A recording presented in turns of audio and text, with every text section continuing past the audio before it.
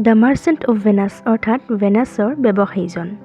Prudent ৱাইজডম একাডেমীৰ ষষ্ঠ শ্ৰেণীৰ কেইগৰাকীমান ছাত্ৰ ছাত্ৰীয়ে তেওঁলোকৰ বাৰ্ষিক অনুষ্ঠানত নাটক এখন কৰাৰ পৰিকল্পনা কৰিছে।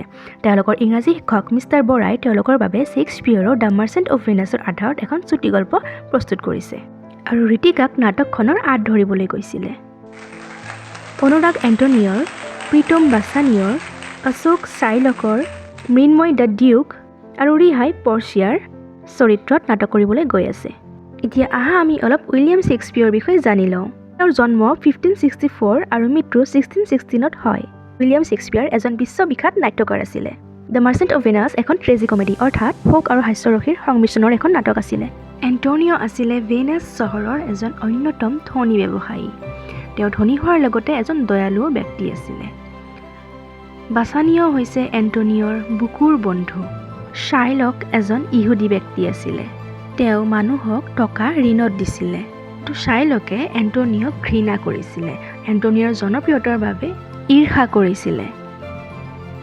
পৰ্চিয়া এগৰাকী ধুনীয়া আৰু অত্যন্ত ধনীৰ উত্তৰাধিকাৰী আছিলে। তাইক বিয়া কৰাবলৈ পৃথিৱীৰ বিভিন্ন ঠাইৰ পৰা প্ৰস্তাৱ আহিছিলে। ইফালে বাছানিয়েও পৰ্চিয়াক খুব ভাল পাইছিলে আৰু বিয়া কৰাব বিচাৰিছিলে। কিন্তু তেওঁৰ হাতত পৰ্চিয়াক বেলমণ্ডলৈ লগ কৰিবলৈ যাবলৈ পইচা নাছিলে আৰু এণ্টনিঅক সহায় বিচাৰিলে। ইফালে এণ্টনিঅৰ হাততো পইচা নাছিলে, সেয়ে শ্বাইলকৰ ওচৰলৈ গ'ল। শ্বাইলকৰ ওচৰত তেওঁ 3000 ডুকেটছ ধাৰত বিচাৰিলে। তাত শ্বাইলকে ক'লে, মই সুততহে পইচা দিওঁ, তোমালোকৰ পৰা কিন্তু মই সুত নলওঁ। কিন্তু তোমালোকে যদি সময়মতে মোক টকা ঘূৰাই দিব নোৱাৰা তেন্তে এণ্টনিঅৰ পৰা মই 1 পাউণ্ড মাংস কাটি ল'ম। 3 মাহ পিছত দ্য ডিউকৰ কোৰ্টৰ দৃশ্য এয়া। শ্বাইলকে ক'বলৈ আৰম্ভ কৰিলে, আজি মই টকা দিয়া 3 মাহ পাৰ হৈ গ'ল। সময় শেষ হোৱাৰ লগে লগে তেওঁ মোক স্বাক্ষৰিত চুক্তি অনুসৰি 1 পাউণ্ড মাংস এতিয়া দিব লাগে।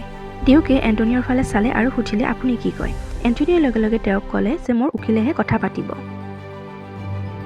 উকিলজনে প্ৰণাম কৰি আৰম্ভ কৰিলে, শ্বাইলক 1 পাউণ্ড মাংসৰ প্ৰতি আগ্ৰহী, তেওঁক ল'বলৈ দিয়া যাওক। আপুনি দাখন আনিছেনে?